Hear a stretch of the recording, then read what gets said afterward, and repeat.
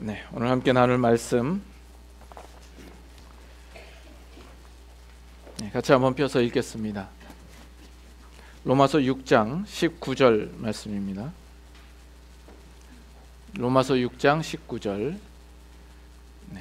우리 한 절 말씀이니까 다 같이 한 목소리로 같이 읽겠습니다. 너희 육신이 연약함으로 내가 사람의 예대로 말하노니 전에 너희가 너희 지체를 부정과 불법에 내주어 불법에 이른 것 같이 이제는 너희 지체를 의에게 종으로 내주어 거룩함에 이르라. 아멘. 제가 잠깐 기도하겠습니다. 하나님 아버지 감사합니다. 또 한 주간을 지내고 또 이 날은 거룩하신 하나님의 날인 줄로 저희들이 기억하고 이 자리로 나와 주님을 찬양하고 기뻐하고 감사하며 예배드리게 하여 주심을 감사합니다.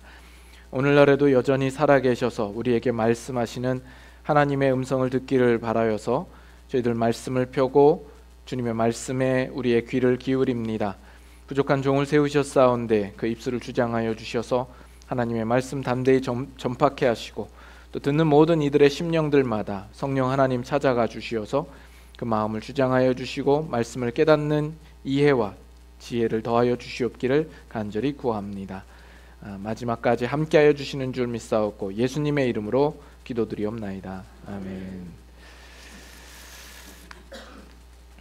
네, 제가 여러분에게 몇 가지 퀴즈를 드릴 테니까 여러분 한번 맞춰 보시길 바랍니다. 답을 맞추시는 분에게는 점심 식사를 맛있게 하실 수 있는 권한을 드리도록 하겠습니다. 현대인의 얼굴이 갈수록 굳어져가는 이유는 무엇일까요? 그 이유는 하나님이 인간을 진흙으로 창조하셨기 때문이랍니다. 오랜 봉사활동을 하다 마침내 빛을 본 사람은 누구일까요? 수준이 좋으시네. 심청이 아버지입니다. 오랜 봉사활동을 하다 마침내 빛을 본 사람입니다. 알리의 주먹보다 타이슨의 주먹보다 더 강한 것은 무엇일까요? 보입니다. 가위바위보 할 때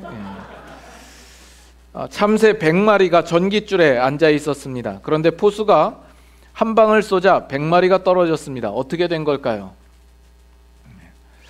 그 참새 이름이 100마리였습니다. 신경통 환자들이 가장 싫어하는 악기는 뭘까요? 맞습니다. 비올라. 비올라였습니다. 화장실이 어디입니까?를 중국어로는 뭐라고 해야 할까요? 화장실이 어디죠? 중국어로 我打东沙. 우리 이 중에도 중국어 하실 수 있는 분들이 몇 분 계신데 나폴레옹이 전쟁터에서 부하들에게 돌격이라고 외쳤는데 부하들은 가만히 있었습니다. 그 이유는 뭘까요? 돌격이 한국말이라서 알아듣지를 못하였기 때문이랍니다. 이런 퀴즈를 가리켜서 소위 넌센스 퀴즈라고 그러죠. 말 그대로 어처구니가 없고 좀 어리석기 짝이 없는 퀴즈입니다. 또 의미도 없어 보이는 퀴즈입니다. 그러나 여러분 이 퀴즈를 듣고 답을 들었을 때에는 그렇구나 어느 정도 그래도 이해가 되는 부분이 있지요. 이 세상에서 기독교의 복음과 진리는 세상 사람들에게 있어서는 넌센스처럼 이해됩니다. 그것은 어리석고 의미가 없고 정말 어처구니 없는 그런 사실로서 들려질 겁니다. 이 복음을 아무리 설명을 한다 할지라도 그들은 수긍을 하지 않고 동의를 하지 않습니다. 그런데 오늘 여러분들은 어떻게 이 자리에 오게 된 걸까요? 어떻게 그 기독교의 복음과 진리를 여러분들은 듣고 수긍하고 동의하고 그렇구나 감탄하고 감격하는 이 자리에 올 수 있게 된 것일까요? 이 물음을 가지고 오늘 말씀을 좀 생각을 해보기를 원합니다. 우리가 오늘 19절을 보시면 19절 처음에 이렇게 시작을 합니다. 너희 육신이 연약함으로 내가 사람의 예대로 말하노니. 오늘은 이 부분만 가지고 여러분들과 말씀을 나눌 텐데, 지금 사도 바울이 자신의 전하고자 하는 그 말을 전하면서 예화와 유추를 사용하는 그 방법에 대하여서 지금 언급을 하고 있는 겁니다. 그 예화라는 것은 다른 게 아니라 16절부터 나와 있는 종이라는 그 단어에 있습니다. 우리가 일전에 이 종이라는 것은 원어상 의미로 노예를 의미한다라고 말씀을 드렸습니다. 그래서 그 당시에 주변에서 볼 수 있는 주인과 노예의 관계를 비유로 들어서 지금 사도 바울이 이야기를 하고 있는 겁니다. 그것은 16절에서 시작하여서 17절, 18절, 19절에도 등장하고 있고 또 그 이후 구절에서도 계속 등장하고 있는 것을 봅니다. 지금 사도 바울은 예수 그리스도를 믿음으로 말미암아 신자들에게 일어난 근본적인 변화에 대하여서 지금 말씀을 전하고 있는 겁니다. 그런데 사람의 예대로 지금 말하고 있는 것이죠. 일반적인 사람들의, 평범한 사람들의 일상에서 볼 수 있는 어떤 친근한 예를 들어서 그것을 설명하고 있는 것을 보게 됩니다. 지금 사도 바울이 그런 예화를 들어서 설명하고 있는데, 그것은 지금 사도 바울이 그렇게 예화를 말해야 할 만한 그 이유에 대하여서 지금 설명할 필요를 느끼고 있는 겁니다. 지금 사도 바울이 예를 들면서 내가 이런 예를 쓰는 것에 대해서 양해를 구하는 뜻으로 지금 이야기하는 것이 아닙니다. 그것이 아니라 내가 너희에게 이렇게 예화로 들어서 이야기할 수밖에 없는 이유를 지금 설명하고 있는 겁니다.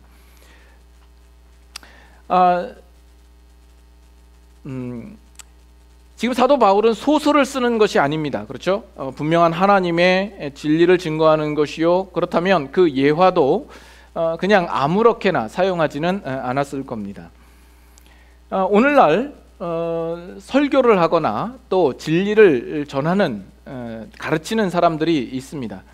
그들의 목적은 하나님의 그 진리와 그 복음을 오해 없이 정확하게 전달하는 데에 그 목적이 있죠. 그것이 사명이고 그 일은 중요합니다. 무엇보다 분명하고 명백해야 합니다.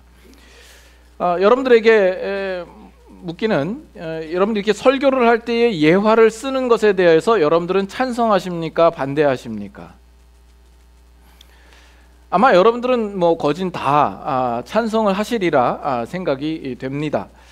그러나 과거에 좀 보수적인 신앙 성향을 가지고 있는 사람들에게 있어서 어떻게 경건하고 거룩한 하나님의 말씀을 전하면서 그런 경박한 예화를 쓸 수 있는가, 이렇게 반론을 제기할 만도 할 내용이기 때문에 물어봤습니다.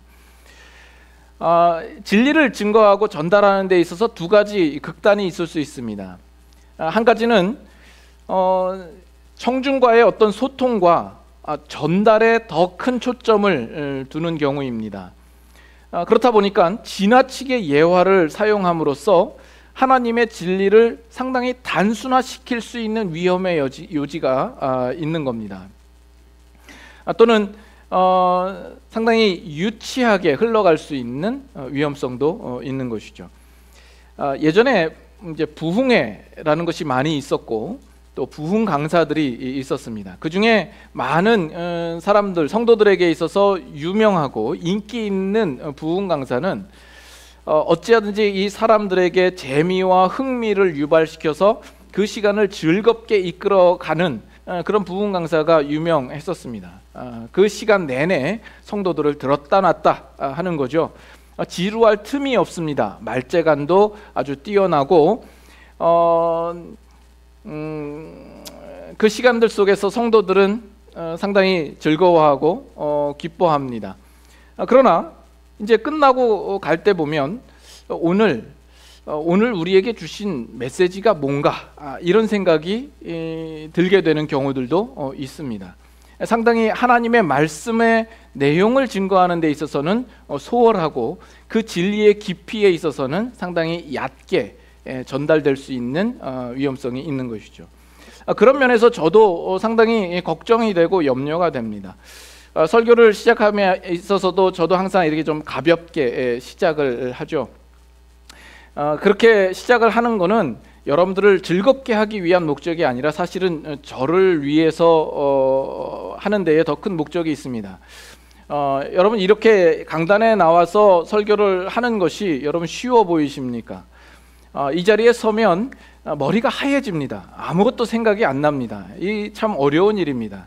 그래서 그런 긴장감을 조금 완화시키기 위해서 나름 제가 가진 하나의 방법이기도 합니다. 그래서 설교를 끝까지 잘 진행하기 위해서 처음에 좀 기름칠을 하고 윤활유 역할을 할 수 있도록 하기 위해서 하는 목적이 있습니다. 그 외에도 설교를 하는 중에 또 여러 가지 예화를 들어서 설명을 하기도 하죠.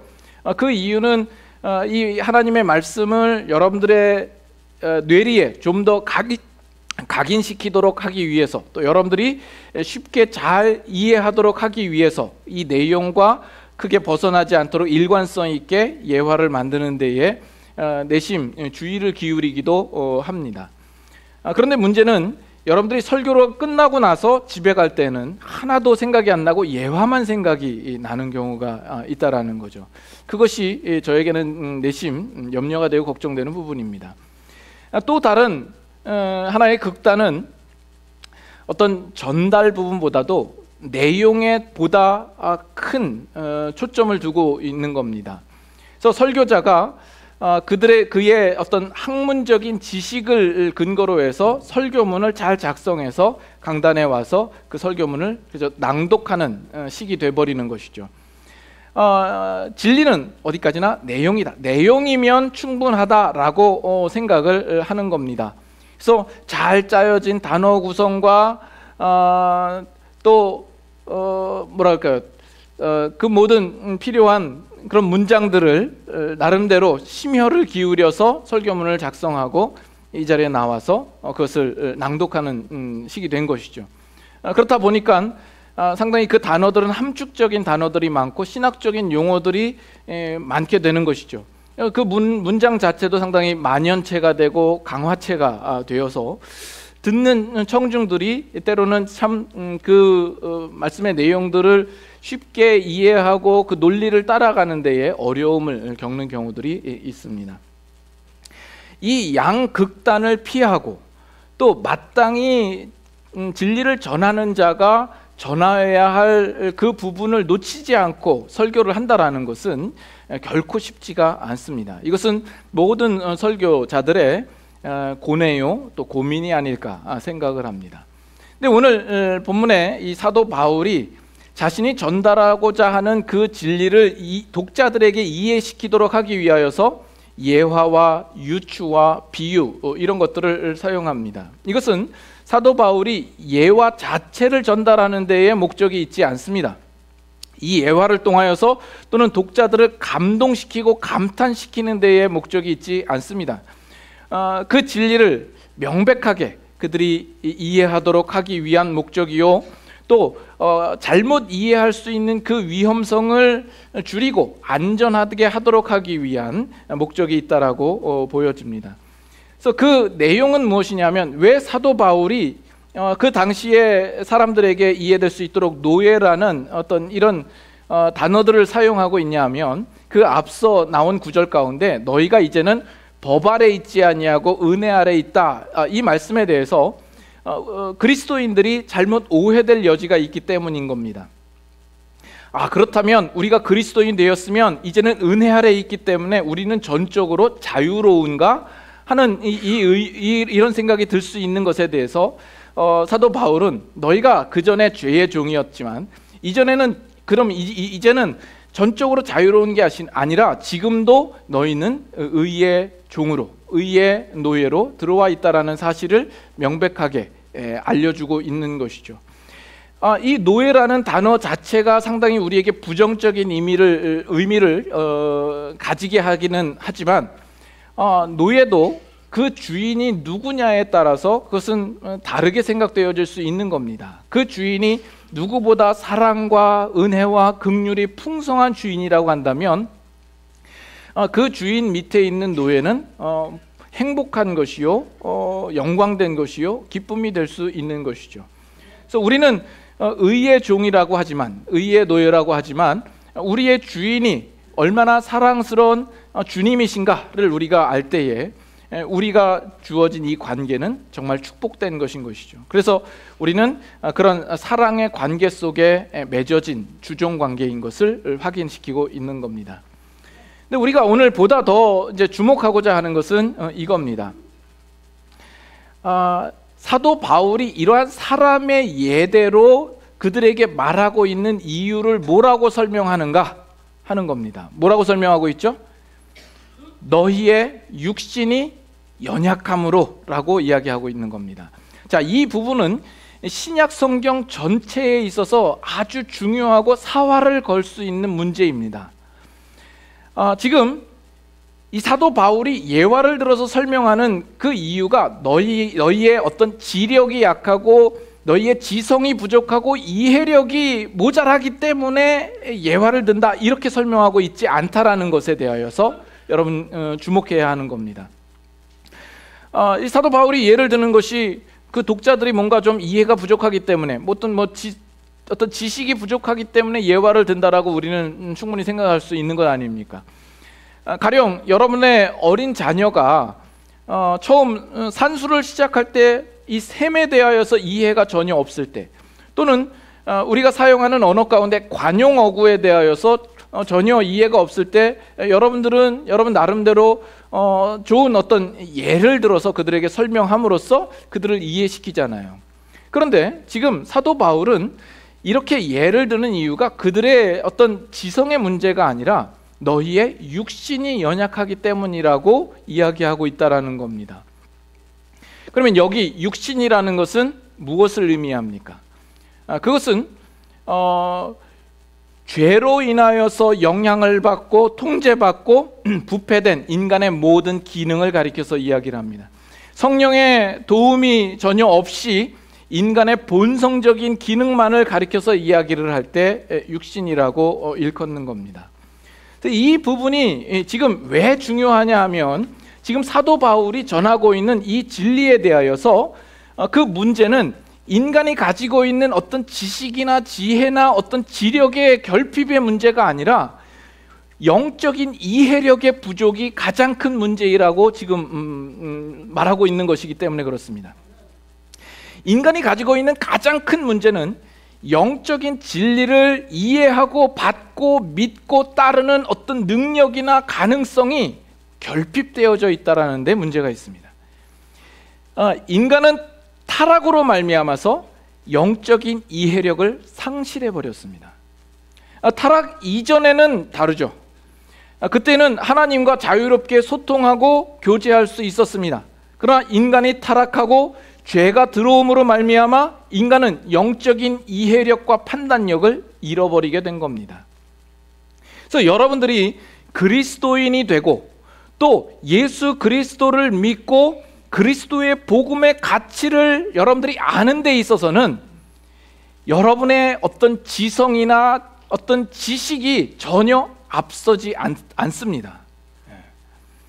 실제로 여러분 주위를 보면 누구보다 선천적으로 지능이 뛰어나고 두뇌가 뛰어나고 아주 똑똑한 사람들이 많이 있지만, 그 사람들이 예수 그리스도를 전혀 믿지 않는, 전혀 그 복음에 대하여서 아는 것이 없는 사람들을 여러분 많이 보지 않습니까?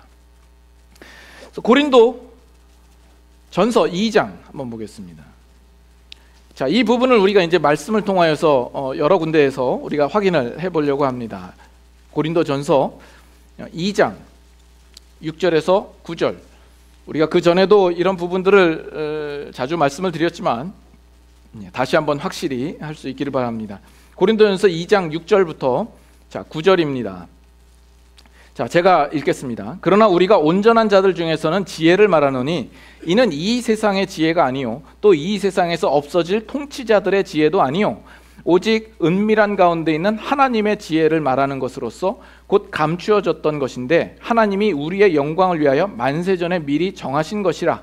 이 지혜는 이 세대의 통치자들이 한 사람도 알지 못하였나니 만일 알았더라면 영광의 주를 십자가에 못 박지 아니하였으리라. 9절 다 같이 읽습니다. 기록된 바 하나님이 자기를 사랑하는 자들을 위하여 예비하신 모든 것은 눈으로 보지 못하고 귀로 듣지 못하고 사람의 마음으로 생각지도 못하였담과 같으니라. 지금 하나님의 지혜에 대하여서 이야기를 합니다. 우리의 영광을 위하여서 만세 전부터 하나님께서 예비하신 지혜인데, 이 지혜는 결코 세상의 지혜가 아니다라는 겁니다. 이 세상의 통치자들이 한 사람도 알지 못하였다라고 이야기를 하고, 심지어 눈으로도 보지 못하고 귀로도 듣지 못하고 사람의 마음으로도 생각지 못한다라고 이야기를 합니다. 자, 그러면 어느 누가 이 하나님의 지혜를 깨달을 수 있으며 알 수 있는 겁니까? 성경은 뭐라고 이야기를 하죠? 10절부터 봅니다. 오직 하나님이 성령으로 이것을 우리에게 보이셨으니 성령은 모든 것 곧 하나님의 깊은 것까지도 통달하시느니라. 사람의 일을 사람의 속에 있는 영 외에 누가 알리요? 이와 같이 하나님의 일도 하나님의 영 외에는 아무것도 알지 못하느니라. 12절 다 같이 읽습니다. 우리가 세상의 영을 받지 아니하고 오직 하나님으로부터 온 영을 받았으니 이는 우리로 하여금 하나님께서 우리에게 은혜로 주신 것들을 알게 하려 하심이라. 하나님께서 오직 성령으로 이 같은 것들을 우리에게 보여주셨다라고 이야기를 합니다. 하나님께로부터 온 그 영으로 말미암아 하나님께서 우리를 위하여서 예비하신 그 은혜들을 알게 하셨다라고 이야기를 합니다. 그래서 이 기독교의 이 진리와 복음의 문제는 다른 문제가 아니라 성령님의 조명하심의 문제입니다. 여러분 믿으십니까? 그래서 고린도전서 1장 26절부터 한번 보시죠. 고린도전서 1장 26절부터도 제가 또 읽습니다. 형제들아 너희를 부르심을 보라. 육체를 따라 지혜로운 자가 많지 아니하며 능한 자가 많지 아니하며 문벌 좋은 자가 많지 아니하도다. 그러나 하나님께서 세상에 미련한 것들을 택하사 지혜 있는 자들을 부끄럽게 하려 하시고 세상에 약한 것들을 택하사 강한 것들을 부끄럽게 하려 하시며 하나님께서 세상에 천한 것들과 멸시받는 것들과 없는 것들을 택하사 있는 것들을 폐하려 하시나니. 다 같이 이는 아무 육체도 하나님 앞에서 자랑하지 못하게 하려 하심이니라. 우리 그리스도인들을 향하여서 지금 사도 바울이 묻고 있는 겁니다. 너희의 부르심을 봐라. 너희가 어떻게 부르심을 입었냐? 너희 중에 지혜 있는 자가 얼마나 있으며 능한 자가 얼마나 있으며 문벌 좋은 자가 어디 있느냐? 하나님께서 너희를 은혜 가운데 너희를 부르셨지 않냐 하는 겁니다. 그래서 우리가 그리스도인이 되었다라는 이 사실은 우리의 지성이나 우리의 이해력이나 우리의 능력이나 실력과는 전혀 아무 상관이 없는 겁니다. 그래서 우리는 누구도 자랑할 수 없습니다. 그래서 우리 중에 우리 신자된 우리들 중에 어느 누구도 우리의 지식과 우리의 지적 능력을 자랑하지 않아야 합니다. 가끔 우리 교회를 외부에서 바라보고 평가하기를 저 네이퍼빌 제일장로교회는 박사들만 가는 교회야. 그래서 박사들이 많은 교회로 소문이 나 있어요. 근데 그렇게 교회를 바라보는 사람들이 잘못된 겁니다. 교회와 박사와 사실 무슨 연관성이 있습니까? 그렇지 않아요? 실제로 우리 교회에 박사들이 많기는 합니다. 저도 박사입니다. 아셨어요? 그러나 저는 박사여도 안 박사이기 때문에 늘 겸손합니다. 우리 교회 박사들이 많은데 소위 말해서 가방끈이 긴 거죠. 근데 가방끈이 길 뿐입니다. 가방끈이 긴 것이 뭐 자랑입니까? 그리고 가방끈이 길다고 해서 그 사람이 변하는 건 아닙니다. 우리가 영적으로 하나님의 진리를 이해하는 데 있어서는 그것이 도무지 도움이 되지 않는 겁니다. 그래서 우리 교회 몇몇 박사라고 하시는 분들, 우리 집사님들 이렇게 만나서 이야기를 해보면 사실 뭐 아는 게 많이 없어요. 그냥 딱 한 가지 아는 거죠. 배터리에 대해서 그냥 잘 알고 네? 뭐 원자력에 대해서 잘 알고, 기계에 대해서 잘 알고, 누구는 뭐 컴퓨터에 대해서 잘 아는 것, 뭐 그 정도죠. 그만한 돈 들이고 그만한 시간 들여서 그것도 모르면 어떡해요? 그 정도는 알아야 할 것 아닙니까? 그러나 영적인 기독교의 진리와 복음을 아는 데 있어서는 쥐뿔도 모르는 그런 분들도 있을 수 있다 하는 겁니다. 단지 여러분들이 박사를 받았다, 박사다 그러면 그저 이 세상에서 어느 한 분야에서 조금 쓸모 있는 사람 정도가 된 겁니다. 그래서 여기 계신 박사들은 부탁하건대 성능 좋은 배터리 좀 만들어 주시기를 부탁드립니다. 지난주에도 제 차가 시동이 안 걸려 가지고 이제 4년 됐는데, 그래서 배터리 가려고 딜러에 갔더니 171불을 달래요. 그래서 알아봤더니 코스코에는 85불이더라고요. 그래서 85불짜리 사가지고 직접 갈았습니다. 한 4년만 갈 게 아니라 한 10년, 20년 갈 수 있도록 좀 만들어 주십시오. 그러나 교회에서만큼은 우리가 박사라고 부를 때에는 박집사를 줄여서 부를 때만 박사라고 이렇게 칭하도록 우리가 결정을 그렇게 예전에도 했었고 앞으로도 그렇게 하십시다. 그래서 우리가 가진 지식이나 어떤 지적인 능력을 이 교회 안에서 결코 자랑할 것이 못 됩니다. 또한 우리가 무식하다라고 또 자랑해서도 안 됩니다. 때로는 무식이 자랑인 것처럼 이야기할 때가 있어요. 그래, 나 무식하다 어쩔래? 나 무식한 거 뭐 보태준 거 있어? 뭐 이렇게 이야기를 하는 거죠. 뛰어난 두뇌를 가진 사람들이 자랑하는 것만큼이나 그렇지 못한 사람들도 나름대로의 어떤 만족과 긍지를 가지고 나는 참 보통 사람이야, 나는 참 평범한 사람이야가 하나의 자랑이 될 수 있는 겁니다. 오직 이 교회 가운데서는 그리스도의 복음과 진리와 그 구원에 관한 문제만 있을 뿐이요, 그것은 모두 다 성령의 조명하심의 문제입니다. 왜냐하면 그 모든 기독교의 진리들은 영적으로라야 분별할 수 있는 것이기 때문에 그렇습니다.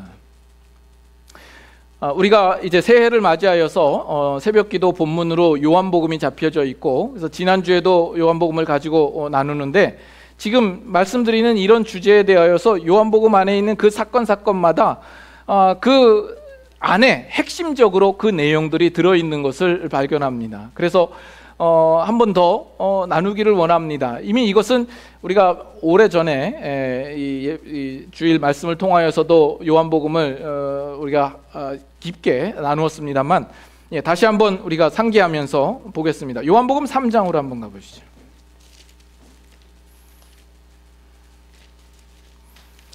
요한복음 3장 2절과 3절 한번 봅니다. 요한복음 3장 2절과 3절. 2절 제가 읽고 3절 같이 읽겠습니다. 그가 밤에 예수께 와서 이르되 랍비여, 우리가 당신은 하나님께로부터 오신 선생인 줄 아나이다. 하나님이 함께 하시지 아니하시면 당신이 행하시는 이 표적을 아무도 할 수 없음이니이다. 예수께서 대답하여 이르시되 진실로 진실로 내게 이르노니 사람이 거듭나지 아니하면 하나님의 나라를 볼 수 없느니라. 지금 누구에 관한 이야기죠? 니고데모라는 사람이 예수님을 찾아옵니다. 그는 바리새인이라고 이야기를 하고 유대인의 지도자라 이야기를 합니다. 여러분의 성경의 각 줄을 보시면 산헤드린 공회원이라 이야기를 합니다. 그만큼 이 니고데모라고 하는 이 사람은 당시에 지식도 충만하고 덕망이 있고 존경받을 만한 사회의 고위층 인사였습니다. 그가 밤에 예수님을 찾아오죠. 아마 낮에는 다른 사람들의 시선이 있기 때문에 밤에 몰래 예수님을 찾아오지 않았나 생각을 합니다. 그가 예수님께 찾아와서 예수님에 대하여서 이렇게 이야기를 합니다. 랍비여, 당신은 하나님께로부터 오신 선생인 줄 내가 압니다. 하나님께서 함께 하시지 아니하시면 당신이 행하시는 이 표적을 아무나 할 수 없습니다. 얼마나 괜찮은 고백입니까? 성경에 나오는 다른 바리새인들과는 분명히 차별되고 구별되는 아주 남다른 그 고백 아니겠습니까? 그러나 그에 대하여서 예수님의 대답은 참 이상합니다. 사람이 거듭나지 아니하면 하나님의 나라에 들어갈 수 없다라는 겁니다. 어떻게 보면 동문서답처럼 보이지 않습니까? 여러분, 지금 이 니고데모와 예수님의 이 대화 사이에 엄청난 갭이 있다라는 것을 여러분 느끼십니까? 지금 이 니고데모는 당대에 아주 고등 지식을 가지고 있는 자, 고등 교육을 받은 자요, 구약 성경에 대해서도 능통한 자요, 큰 지식을 가지고 있는 사람입니다. 그러나 그가 예수 앞에 와서 그 예수에 대해서 이야기할 때는 자기가 가지고 있는 그 지식의 수준에서 예수에 대하여서 설명할 수 있는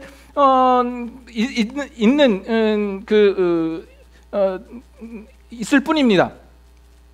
그러나 하나님께서 예수 그리스도를 보내서 예수를 통하여서 우리를 거듭나게 하시려는 하나님의 뜻에 대하여서는 전혀 모르고 있는 것이죠. 그 부분에 대해서는 전혀 무지합니다. 그래서 지금 2절과 이 3절 사이에는 엄청난 갭이 있는 겁니다. 여러분 보이세요? 이거는 한 절 차이가 아니라 2절과 3절 사이에는 넘을 수 없는 강이 있습니다. 건널 수 없는 커다란 구렁텅이가 있는 것과 같습니다. 그래서 2절은 인간이 도달할 수 있는 최고의 자리인 거예요. 인간이 지성으로 가지고 있는 거, 인간이 실력으로 도달할 수 있는 최고의 자리에 왔음에도 불구하고 그는 하나님이 하시는 일에 대해 전혀 모르는 겁니다.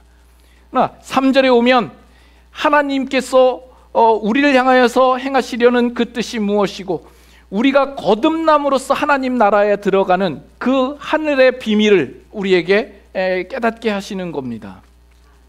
여러분들은 2절 가운데 있습니까? 3절 가운데 있습니까? 여러분들은 3절로 넘어와 있으신가요? 여러분들 예수 그리스도를 믿으셨다면, 정말 그 예수 그리스도가 나의 구주라고 분명히 믿고 인정하신다면 여러분들은 3절에 오신 겁니다. 그러면 어떻게 오신 겁니까? 여러분은 인간의 말로 그것을 설명할 수 있으시겠습니까? 요한복음 4장 9절 10절입니다. 한 절씩 읽죠. 사마리아 여자가 이르되 당신은 유대인으로서 어찌하여 사마리아 여자인 나에게 물을 달라 하나이까 하니 이는 유대인이 사마리아인과 상종하지 아니함이로라. 예수께서 대답하여 이르시되 내가 만일 하나님의 선물과 또 내게 물 좀 달라 하는 이가 누구인지를 알았더라면 내가 그에게 구하였을 것이요 그가 생수를 내게 주었으리라. 사마리아 수가성 여인을 만나시고 예수님께서 대화 나누시는 내용입니다. 예수님께서 물을 좀 달라라고 말하자 이 여인이 뭐라고 이야기하냐면 당신은 유대인으로서 어찌하여 사마리아 여자인 나에게 물을 달라 합니까? 이렇게 묻죠. 거기에 대해서 예수님의 대답이 내가 누구인 줄 알았더라면 구하였을 것이요, 이렇게 말하는 것은 너는 왜 구하지 않느냐, 구하여야 할 것이 아니냐, 그래서 구하라라는 이 답을 주시는 것과 같습니다. 근데 지금 이 9절에 이 사마리아 여인이 묻는 이 질문이야말로 우리 모든 인간들이 근본적으로 묻는 질문인 겁니다. 어찌하여 라고 묻는 것은 나에게 이 일에 대하여서 어떤 분명한 납득이 갈 만한 설명을 주십시오. 그렇다면 그것을 내가 이해하고 내가 납득해서 당신을 믿을지 말지 결정을 할 것 아닙니까? 하는 이러한 요구입니다. 그러나 예수님께서는 거기에 대한 대답이 지금 너에게 필요한 것은 내가 너희에게 진리를 전하여서 네가 그것을 납득하고 이해되는 그 식으로가 아니라 너는 하나님 앞에 구하여야 할 입장에 있다라는 사실을 이야기하고 있는 겁니다. 네가 스스로 이해하고 납득하고 믿는 것이 아니라 너의 죄인됨과 너의 한계를 인정하고 하나님 앞에 은혜와 긍휼과 구원을 구하여야 할 그 위치에 있다라는 사실을 예수님께서는 요구하고 있는 겁니다. 그래서 인류 역사에서 모든 인간은 이 9절에 나와 있는 이 질문 속에 언제나 함께 있는 겁니다. 어찌하여, 이 기독교의 진리에 대해서 그 왜라는 질문을 묻고 거기에 대해서 내가 납득할 수 있게 뭔가 설명을 해달라는 거예요. 그러면 내가 보고 내가 결정하겠다라는 것이죠.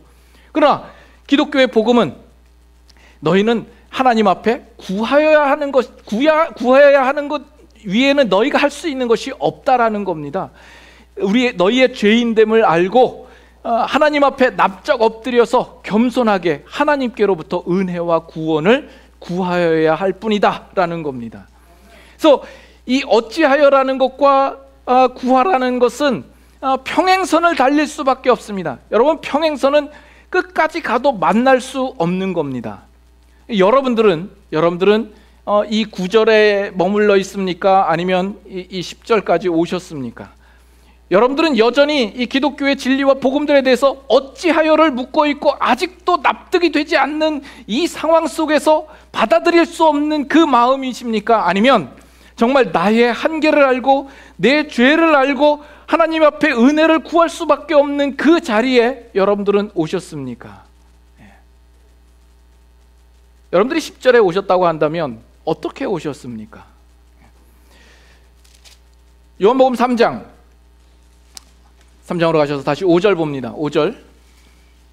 예수께서 대답하시되 진실로 진실로 내게 이르노니 사람이 물과 성령으로 나지 아니하면 하나님의 나라에 들어갈 수 없느니라. 육으로 난 것은 육이요 영으로 난 것은 영이니 내가 네게 거듭나야 하겠다 하는 말을 놀랍게 여기지 말라. 8절 다 같이 읽습니다.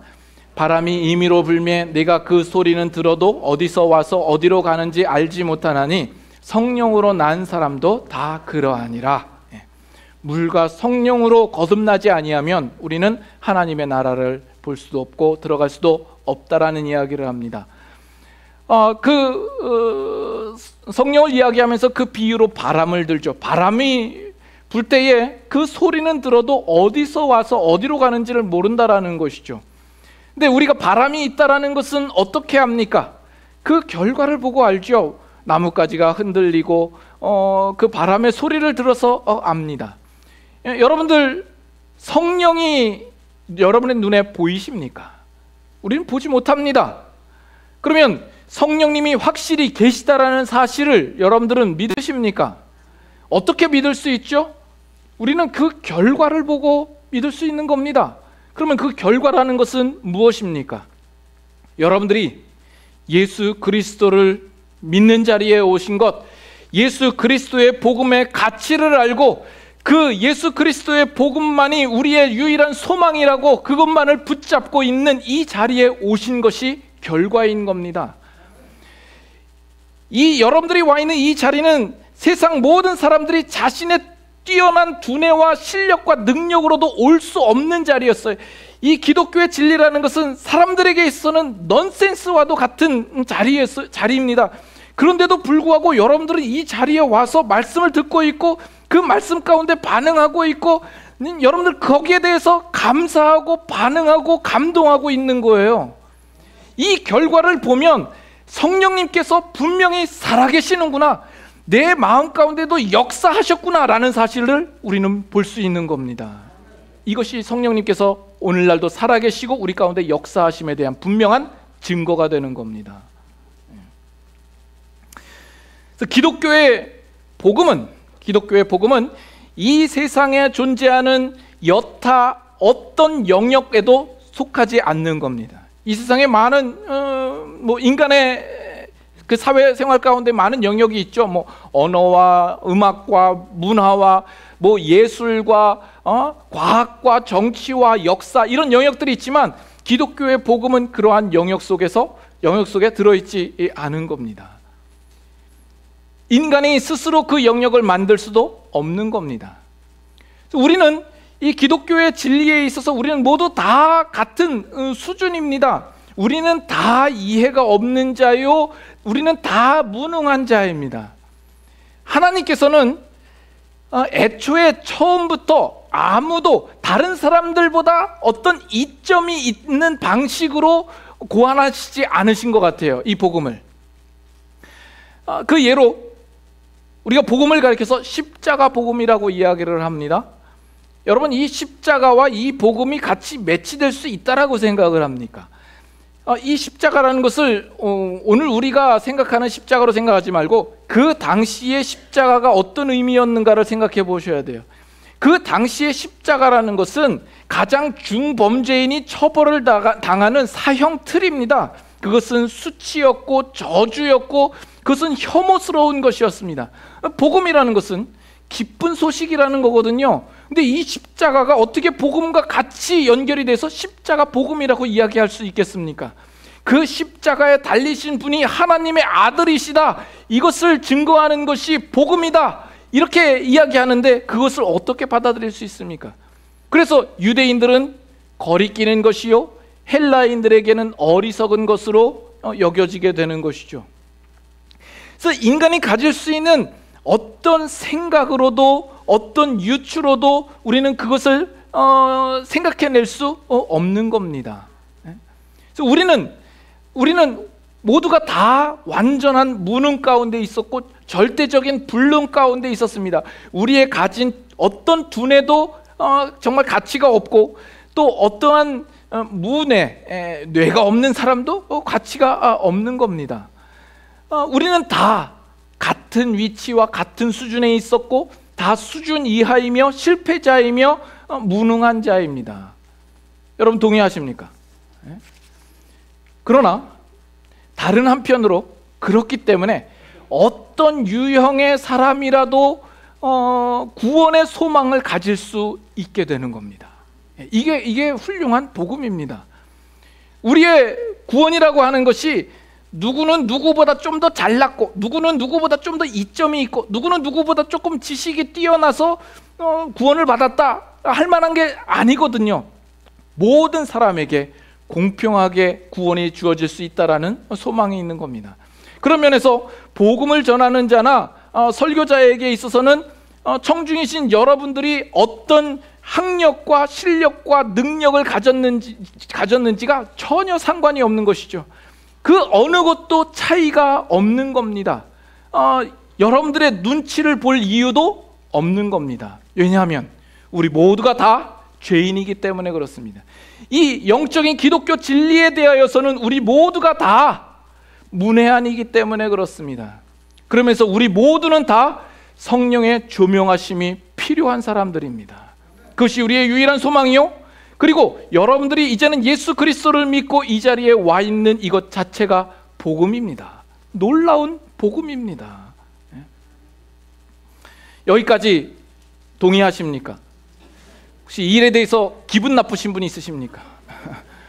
만약 기분이 나쁘시다면 여러분들은 지금까지 내가 이 자리에 온 것은 나의 어떤 특별한 실력과 능력과 지식이 있었기 때문이라고 생각하는 사람일 겁니다. 그렇지 않다면 이 모든 사실들이 여러분에게 위로가 되고 또 감사가 될 것입니다. 여기에 한 가지 더 덧붙여서 여러분들이 꼭 알고 가셔야 할 부분이 있습니다. 오히려 이 부분이 여러분들에게 더 필요한 메시지가 될 수 있습니다. 다시 한번 지금까지 말씀드린 것을 확인하자면 우리는 모두 다 같은 수준에서 출발했습니다. 그렇죠? 우리는 다 기독교의 이 진리와 영적인 이해를 가지는 데 있어서 무능한 자요 무지한 자입니다. 성경도 말하기를 하나님을 아는 자도 없고 하나님을 찾는 자도 없고 한 사람도 없다라고 이야기를 합니다. 그래서 우리는 성령의 조명하심이 있지 않고서는 이 기독교의 진리에 도달할 수 없습니다. 우리가 예수 그리스도를 믿고 그를 구주로 고백하며 이 복음의 가치를 우리가 알 수 있었던 것은 성령의 조명하심이 있었기 때문입니다. 자, 그러나 성령의 조명하심을 받은 이후에, 즉 여러분들이 예수 그리스도를 믿으신 이후에는 우리 모든 사람이 언제나 다 같은 수준에 있을 것이라고 생각하는 것은 커다란 착각입니다. 성령님께서 우리에게 그 진리의 빛을 비추어 주시고 우리로 예수 그리스도를 알게 하셨다고 한다면 우리는 그 진리에 대하여서 더욱 선명하게 하고 더욱 구체화시키고 더욱 풍성하게 함으로 우리는 자라갈 수 있다는 사실을 여러분들은 아셔야 합니다. 고린도전서 3장 한번 보겠습니다. 고린도전서 3장, 고린도전서 3장 자, 3장 보기 전에 2장 14절부터 한번 읽어보죠. 2장 14절 같이 한번 읽겠습니다. 육에 속한 사람은 하나님의 성령의 일들을 받지 아니하나니 이는 그것들이 그에게는 어리석게 보임이요 또 그는 그것들을 알 수도 없나니 그러한 일은 영적으로 분별되기 때문이라. 여기 육에 속한 사람이 나오죠. 이 육에 속한 사람은 성령의 일을 받지 않은 사람, 성령의 조명하심을 받지 않은 자연인, 불신자들을 가리켜서 이야기를 합니다. 3장 1절 같이 한번 읽겠습니다. 형제들아, 내가 신령한 자들을 대함과 같이 너희에게 말할 수 없어서 육신에 속한 자 곧 그리스도 안에서 어린아이들을 대함과 같이 하노라. 내가 너희를 젖으로 먹이고 밥으로 아니하였노니 이는 너희가 감당하지 못하였음이거니와 지금도 못하리라. 너희는 아직도 육신에 속한 자로다. 너희 가운데 시기와 분쟁이 있으니 어찌 육신에 속하여 사람을 따라 행함이 아니리요. 여기 3장에는 신령한 자들이 나오죠. 신령한 자들이 나오고 또 육신에 속한 자가 나옵니다. 이 육신에 속한 자는 아까 2장 14절에 등장하는 육에 속한 사람과는 근본적으로 다른 사람입니다. 그리스도인인 거예요. 그런데 육신에 속한 자, 곧 그리스도 안에서 어린아이라고 이야기를 합니다. 자, 여기서 여러분들이 아셔야 될 것은 예수 그리스도를 믿는 그리스도인 가운데에서도 성령의 조명하심을 받아 그 진리를 알고 그 진리를 더욱더 깨닫고 그 안에서 자라가기를 힘써서 신령한 자들에게 이른 자가 있는가 하면 그 진리를 비추어 주었음에도 불구하고 게을러서 자라가지 아니하는 어린아이에 속한 육신에 속한 자가 있다라는 겁니다. 주여, 누가 이렇게 말씀하셨냐? 이게 심각하게 바라보셔야 합니다. 여러분의 자리는 지금 어느 자리에 와 있는지 생각하셔야 됩니다. 히브리서 5장 봅니다. 히브리서 5장. 그래서 사도 바울이 내가 젖으로 먹이고 밥으로 아니하였다라는 이야기를 하죠. 히브리서 5장.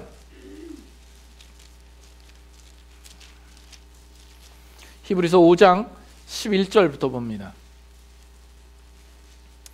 5장 11절부터 멜기세덱에 관하여는 우리가 할 말이 많으나 너희가 듣는 것이 두나무로 설명하기 어려우니라. 때가 오래되었으므로 너희가 마땅히 선생이 되었을 터인데 너희가 다시 하나님의 말씀의 초보에 대하여 누구에게서 가르침을 받아야 할 처지이니 단단한 음식은 못 먹고 젖이나 먹어야 할 자가 되었도다.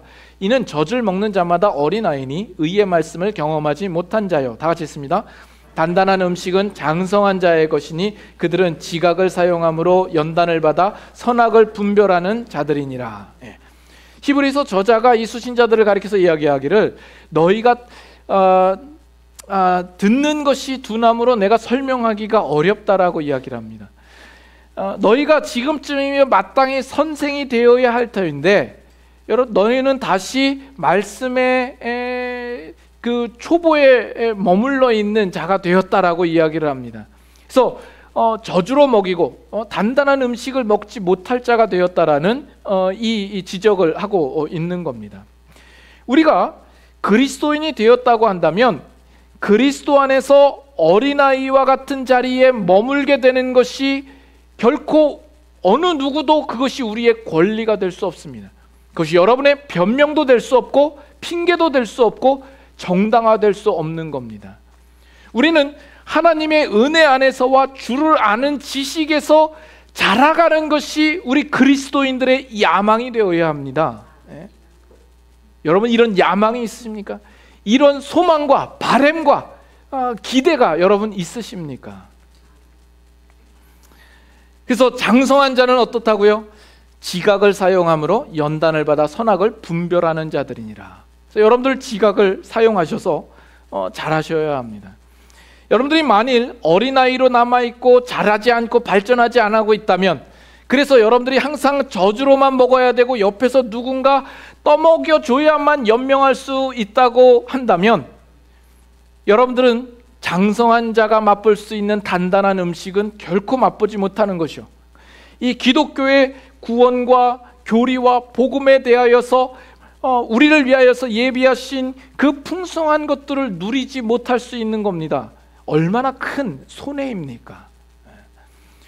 우리 교회에 여러 훈련 프로그램들이 있습니다. 세일꾼반과 제자반과 사역반도 있고 각 학기마다 개설되는 여러 클래스들이 있습니다.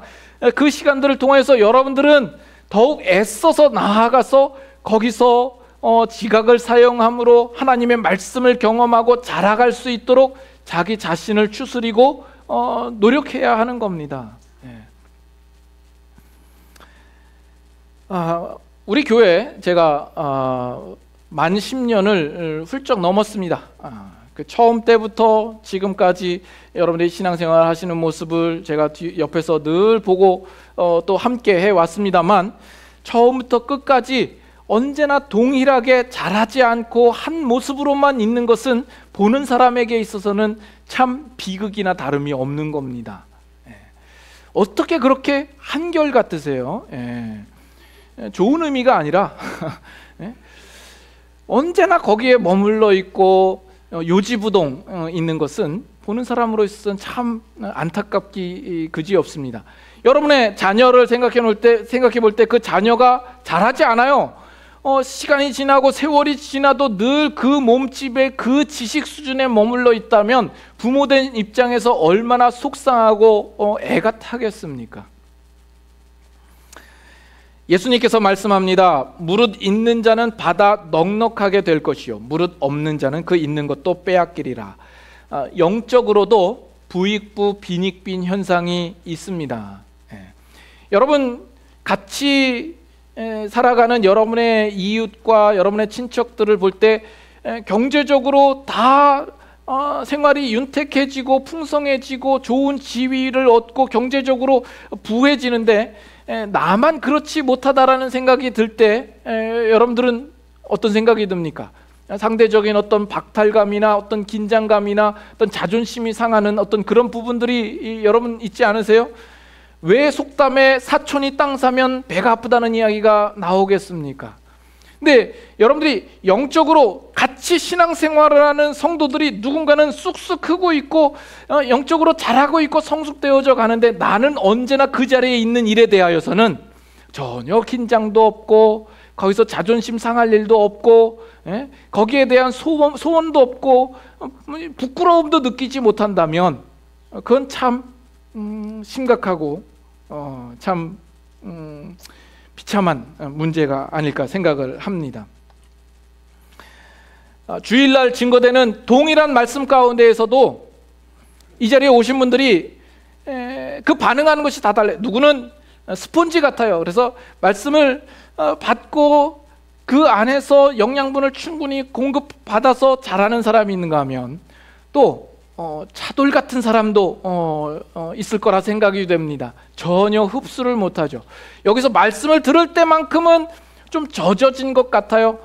교회를 나설 때는 금방 다 말라버린 것이죠. 여러분들은 이 기독교의 이 복음과 진리와 하나님의 은혜의 말씀을 들을 때에 그 말씀을 아는 것으로 인하여서 여러분의 마음에 희열을 느끼고 만족을 느끼고 또 그렇게 살아가야 할 어떤 의지와 어떤 책임과 사명감으로 나아가십니까? 아니면 이 자리에 오셔서 그저 시간을 때우다가 가시는 그런 입장에 놓여 있으십니까? 성령님께서 언제나 우리를 돕기 위해 오늘도 함께 하십니다. 여러분들은 성령의 도우심을 받아 은혜 속에서 자라가셔야 할 것이고 하나님을 아는 지식에 있어서도 성숙되어지셔야 합니다. 너희 육신이 연약함으로 내가 사람의 예대로 말하노니, 이 사도 바울의 말을 주목해 보셔야 합니다. 언제나 그렇게 말할 수밖에 없는 수준에 머물러 있으셔서는 안 됩니다. 단단한 식물을 먹을 수 있는 여러분들이 되실 수 있기를 바랍니다. 기도하겠습니다. 사랑의